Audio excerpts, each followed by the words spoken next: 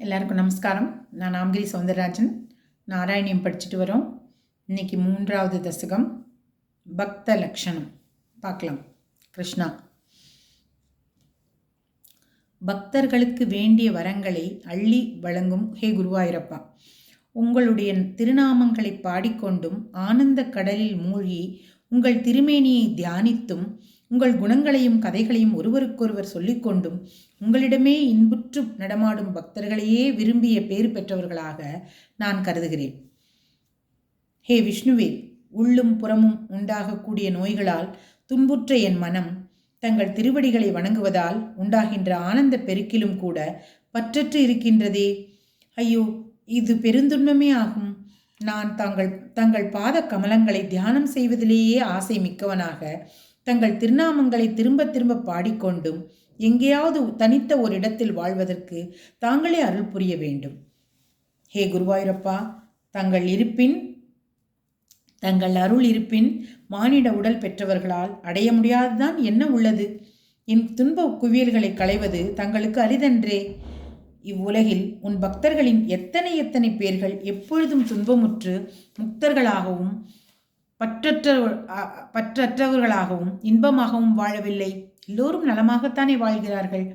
ஈசனே குருவாயூரப்பா, உலகில் புகழ் பெற்றவர்கள், அறிய முடியாத ஆன்ம ஸ்வரூபத்தை அறிந்தவர்கள், தங்கள் திருவடித்தாமரை தியானத்தினால் துன்பத்தை ஒழித்தவர்கள், எப்பொழுதும் எங்கும் விளங்குகின்ற சத் சித் ஆனந்த வடிவமான அத்வைத வெள்ளத்தில் மூழ்கி உள்ளவர்களான தேவரிஷி நாரதர் முதலிய முனிகள் தங்கள் விருப்பம் போல் எங்கும் சென்று வருகிறார்களே, இதற்கு மேல் என்னதான் வேண்டும்? ஹே குருவாயூரப்பா, தங்களிடத்தில் எனக்கு குறைவற்ற பக்தி பரிபூர்ணமாக இருக்க வேண்டும். அதுவே எல்லா துன்பக் குவியல்களையும் அழித்துவிடும் என்பதில் எனக்கு சிறிதும் ஐயமில்லை. அங்கனம் இல்லையெனில் வியாசரின் சொல்லும் தங்கள் மொழியும் உத்தவருக்கும் அர்ஜுனனுக்கும் தாங்கள் செய்த உபதேசங்களும் வேதங்களில் சொல் தொடரும் நாடோடியின் பேச்சினை போல் பொய்யாகவென்றோ ஆகிவிடும். ஹே குருவாயூரப்பா, தங்களிடம் செலுத்தப்படுகின்ற பக்தியோ தங்கள் குணங்களை கேட்பதில் உள்ள சுவையினால் தொடக்கத்திலேயே இன்பம் பயப்பதாகவும் சிறிது வளர்ந்ததும் தாபங்கள் அனைத்தையும் அழிக்கின்றது.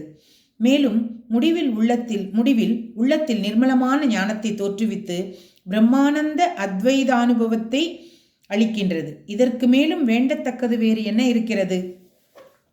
ஹே குருவாயூரப்பா, என்னுடைய துன்பங்களை விலக்கி எனது அவயவங்கள் தங்கள் விஷயமாகவே ஈடுபடும்படி செய்ய வேண்டுகிறேன். எங்கனமெனில் என் கால்கள் தங்கள் திருக்கோயில்களையே வலம் வருதல் வேண்டும்.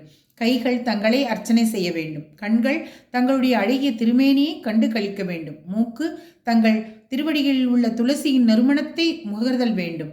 காதுகள் தாங்கள் அழகிய திருவிளையாடல்களை கேட்க வேண்டும்.